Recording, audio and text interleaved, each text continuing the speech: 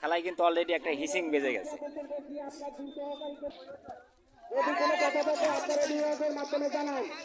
এখন কথা হলো সমস্যা হয়েছে যে এ যে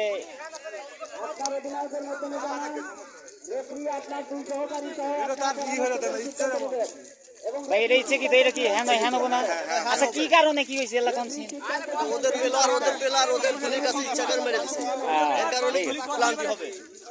ক্লান্তি হওয়ার সম্ভাবনা আছে। এখন দর্শক দেখবে।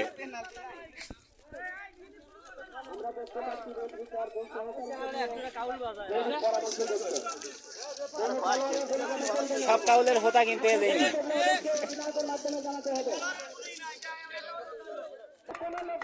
দেখ অবশেষে কিন্তু প্ল্যানটি